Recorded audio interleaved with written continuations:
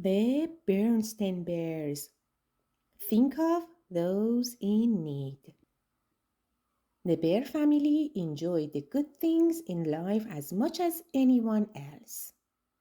They enjoyed good food and good times. They enjoyed a snug tree house and a comfortable chair before a crackling fire.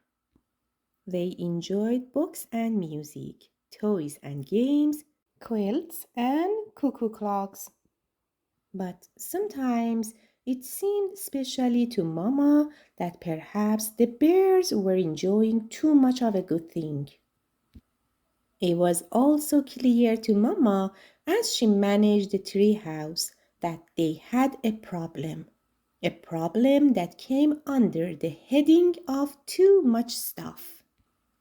Too much stuff in the closets, too much stuff in the drawers, too much stuff in the basement, too much stuff in the attic. There was too much stuff everywhere.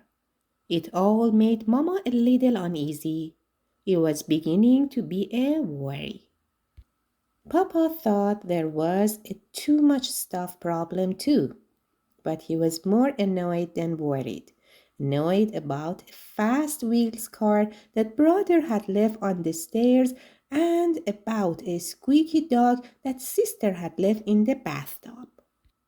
But there was much more on Mama's mind than fast wheels cars and squeaky ducks. What was beginning to worry her was that they had so much while some others had so little. And as sometimes happens with a worry, when you go to bed, it can turn into a nightmare. That's what happened to Mama. One night she dreamed that all their stuff came to life and poured out of every drawer and closet and nook and cranny in the treehouse, chanting, "Too much stuff! Too much stuff!" "What's that, Mother?" asked Papa when Mama woke up screaming. "It was just a dream, my dear," Mama said. But though it was just a dream, she knew what she had to do. The next morning at breakfast, she made an announcement. "This family," she said firmly, "has altogether too much stuff. It's time to get rid of some of it." "Stuff?" said brother. "What sort of stuff?" "Stuff like dolls with no heads," Mama said. "Broken airplane models, old puzzles, games that nobody plays." "And fast wheels cars on the stairs and a squeaky dog in the bathtub," chimed in Papa. Now, wait a minute, Protested Sister. that's all our stuff. What about some of your stuff? "My stuff?" said Papa. "Like what?" Like your 17 fishing rods. said Brother. And the zillions of old fishing magazines you have stacked up in the attic. Added Sister. "But those are all valuable collectibles," said Papa. Mama groaned. "Look who's groaning," said Papa. "What about those shelves and shelves of old cookbooks you never look at, and those bits of yarn and cloth you're never going to use?" "All right," agreed Mama. "I guess we all have a lot of things we don't really need. That's just my point. What should we do with it all?" The bear family thought for a moment. "Hey," said Brother, "let's have a yard sale and make a fortune." Yeah, great idea, Agreed Sister and Papa. But that was not what Mama had in mind. She had been thinking more and more about all those folks who had so little, especially with Christmas coming on. But what could the bear family do? Mama already had a plan in mind. First, she had Papa and the cubs go through all their stuff and make three piles. In one pile were things like old board games and puzzles. In another, all their forgotten but still good toys and sporting goods. And in another, clothes and furniture, extra cookbooks and unused fishing rods.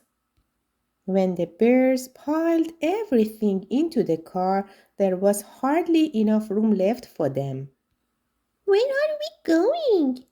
asked sister. First stop, said Mama, is the old bear's home.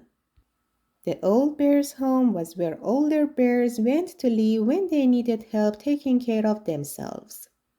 Nurses and doctors looked after them and made sure they were in good health. But sometimes the older bears got a little lonely and bored. They liked visitors and things to do. That was part of Mama's plan. When the family arrived at the old bear's home, they handed out their games and puzzles to the older bears and they sat down to play games and do puzzles with them. At first, brother and sister were a little shy and embarrassed. The older bears were just so old. But after a while, they got over it. The bears in the home weren't any older than their neighbor, Miss McGree's, and she was okay. Soon they were having a fine time. And so were the older bears. They were all sorry when it was time to leave. The next stop was the Beartown Young Cubs Hospital. Brother and sister knew about the hospital. Brother had gone there to get his ankle x-ray the time they thought it was broken, and sister had come along to watch. The bears dropped off their load of used toys. They were welcome. The hospital workers said the toys would be given out at the hospital Christmas party. On their way out, they saw a young bear in a wheelchair with his leg in a big cast. They were glad they had brought the toys. He looked as if he could use some cheering up. Their last stop was the Beartown Bears Who Care store. This was a store that sold things to raise money for needy bears, bears who needed warm clothes and good food. The store was run by bears who wore uniforms and often played in a band in front of the store. The bears logged all their old clothes and furniture stuff into the store. On the way, they stopped to sing a few Christmas carols with the band. There was a big iron pot out on the sidewalk for collecting money for the needy. Papa gave sister $1 to put in it. They headed home with warm feelings about what they had done. As they drove along, they passed the lighted windows of the Bearton department store.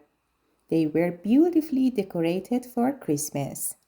There was window after window of new toys and games, new things for the house, and the very latest thing in fishing poles. But the members of the bear family were so filled with special thoughts about helping others that they hardly noticed the wonderful things in the windows, except maybe out of the corners of their eyes. The end.